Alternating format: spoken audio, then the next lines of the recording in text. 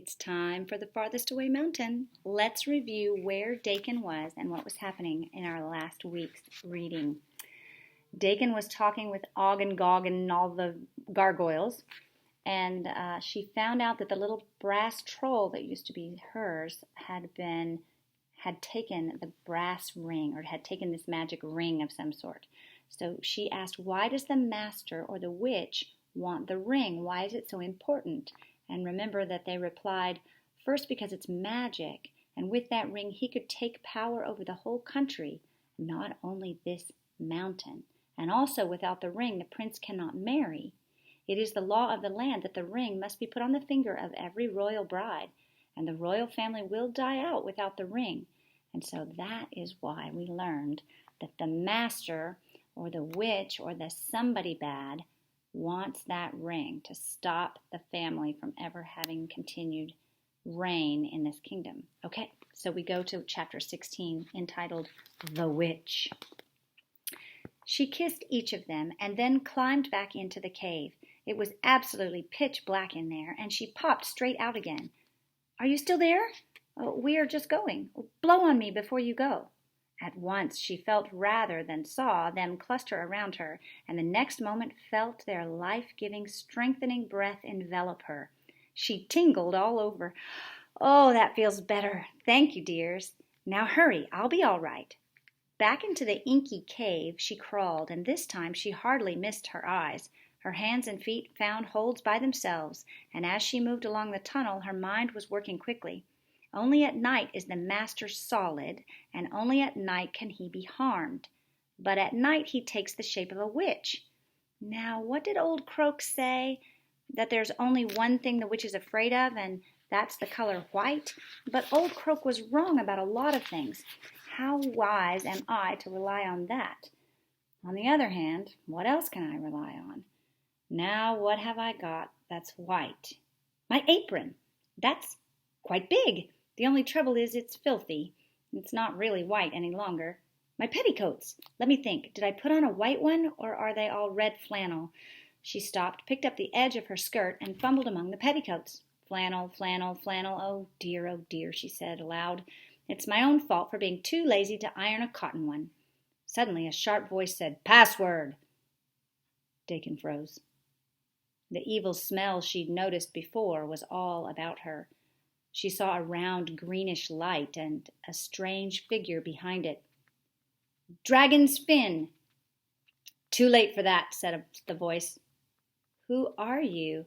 I'm the artist whose painting you destroyed with your clumsy feet, said the voice softly. You are also the master of the mountain, said Dakin, and wondered what had made her say anything so dangerous. There was a silence, and then the voice, sounding somehow much more menacing than before, said, Those who have betrayed me shall be punished, and you shall see it done.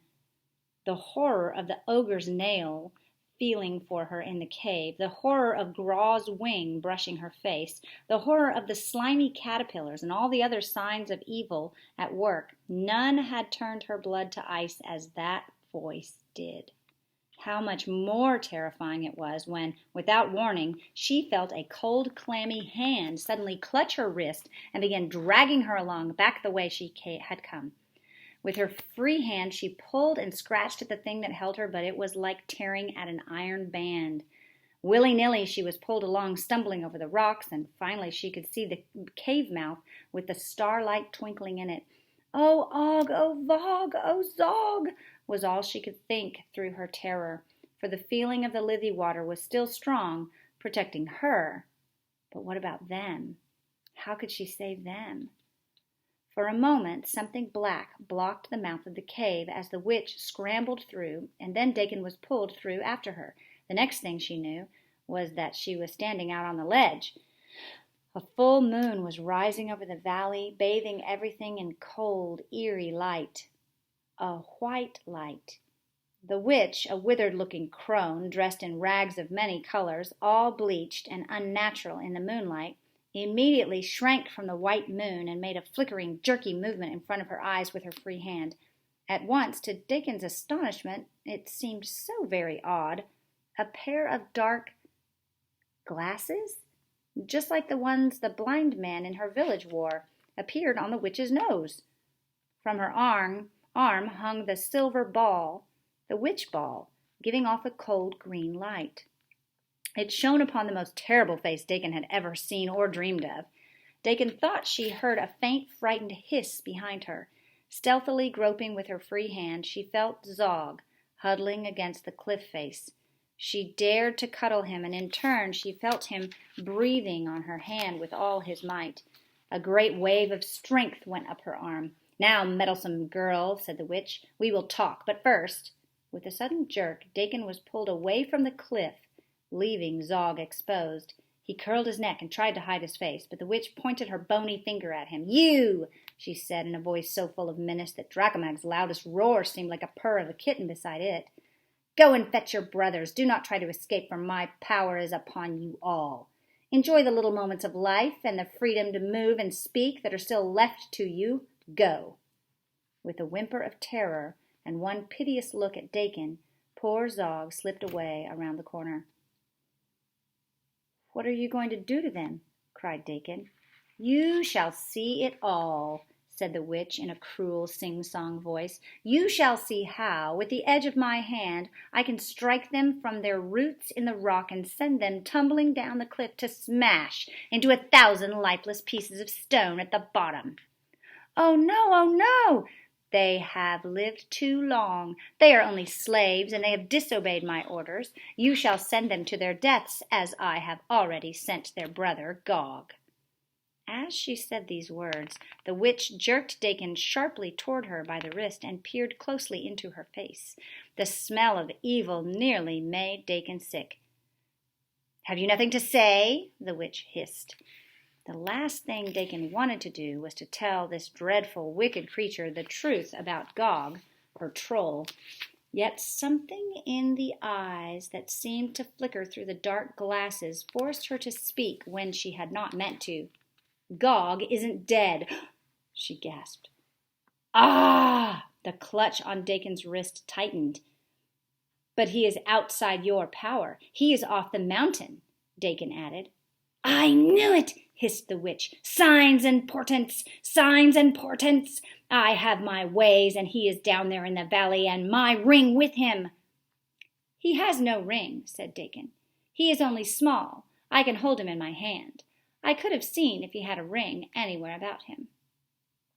She stopped, her free hand to her mouth. She was remembering how her troll had looked as she stood on her hand in the wicked wood, and suddenly she saw the ring. She knew where it was. Clearly it came back to her. Gog, her little brass troll, standing on her palm with a thick gold belt around his tiny waist. A smooth belt with no buckle. She had thought it brass like himself, but now she knew it was the very ring of kings that he had stolen. It had become a part of him when the spell flung down the mountain after him by the master had changed him into a brass figure. Oh, let's keep going, can we? Okay, let's keep going. Chapter 18, The Story of the Mountain. It was a terrible moment because she knew now that the witch had power to force her to speak the truth against her will. The witch must have seen Dakin's change of expression when she realized where the ring was. In another second she would make her say what her thought had been. Dakin had to do something instantly. Her free right hand, still tingling from Zog's breath, acted by itself. Her fingers hooked themselves around the tops of the witch's glasses and pulled them off and flung them down the cliff. As the witch turned to try to grab them, she was faced with the moon, now clear of the horizon and shining huge and white. With a scream, the witch let go of Dakin and covered her eyes with both her hands. And when her hands came down a second later, another pair of dark glasses was on her nose. And the next thing Dakin knew was that she had been pulled off her feet and was hanging by her hands off the edge of the ledge, her feet dangling clear over a 1,000-foot drop. The witch, still on the ledge, bent down and peered laughing into her terrible face. "Now you are no danger to me," she said. "I should have thought of that before. We can talk like this, and when you have finished talking, if I find I have no more use for you, I can just—" A long black foot appeared just over one of Dakin's hands, which was clutching the ledge. It pressed down on her fingers for a fearful moment, then withdrew.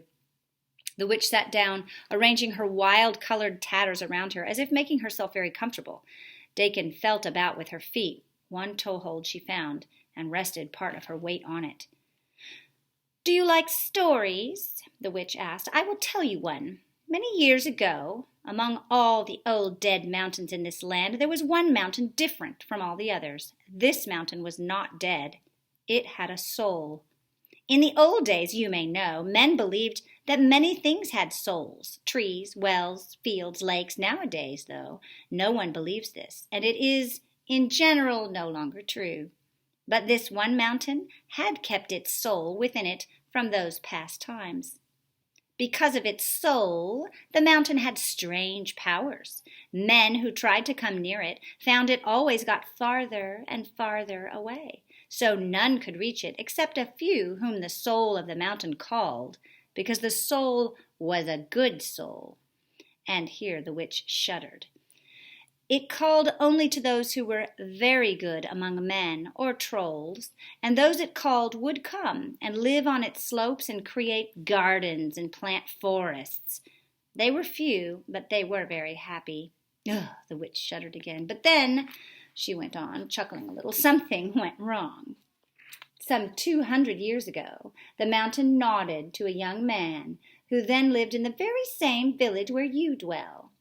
This young man was something extraordinary, even among the good people of the world. He was a scholar, gentle, kind, learned, and generous." After each of these words, the witch grimaced as if saying them gave her pain. "But he was not wise. He had among his pupils a boy, the son of a magician, who was as filled with the wickedness as his teacher was filled with goodness. And when the young man, whose name was Ravik, received his call from the mountain, he was full of joy, for he knew he was going to a place like heaven on earth, and he decided to take with him this boy, in order to rid the village of his dangerous magic, and believing that the good influence of the mountain would change the boy's wicked ways. So he led him to the mountain. The boy walked behind him, and as he walked, the green of the slopes withered to blackness where he trod. The trees died, and the birds fell out of them. The sun grew dark, and all life fled away. All the good people of the mountain gathered together. They saw this evil one approaching, and cried out to young Ravik, "What are you bringing upon us? Take it away! Take it away!" For the boy could not disguise his true nature from their eyes. But Ravik said, enough good will outweigh evil. Among so many who are good, his wickedness will get lost and he will be cured." But they ran from him and left him alone with his pupil. Now this mountain was magic, and its magic was strong upon all those people.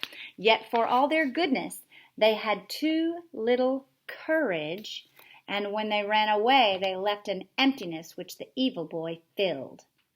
As the young man Ravik turned to him in dismay and saw for the first time the trail of death and destruction his passing had left, the boy seemed to grow and grow before his eyes, looming above him, and Ravik fell backward, covering his eyes. And when he opened them again, he was a little, helpless frog. "Oh, my poor croak," thought Dakin, holding with all her might. After that, the evil boy took over the mountain. Its soul could not be destroyed, but was put to sleep deep in the heart of the rock. The evil one summoned slaves and created a monster to do his bidding. He brought back to life a creature long passed from the world to guard it and do his will. He made the mountain the home of evil. He tried to extend his powers, but this he could not do without the help of a magic ring owned by the kings of the world of the men below. Once it was almost within his grasp, but a worthless slave of a troll fled from his master and escaped somehow.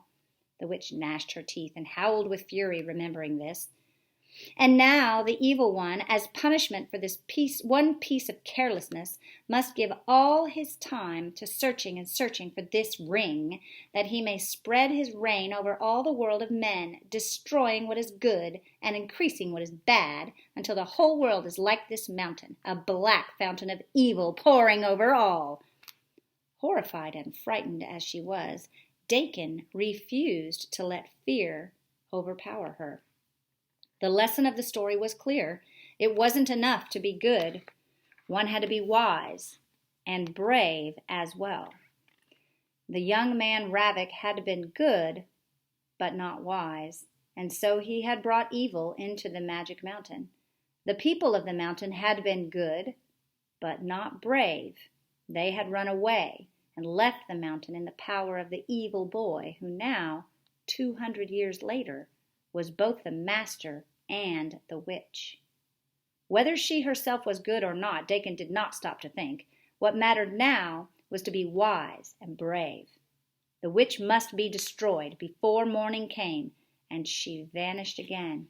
She must be destroyed even sooner, before the gargoyles returned to meet their awful punishment. How do you think she's going to do it? How do you think Dakin's going to do it? Do you have an idea? If you have an idea, shoot it to me in the Teams posts of what do you think Dakin's going to do to beat the witch. And we'll be back again and find out another day.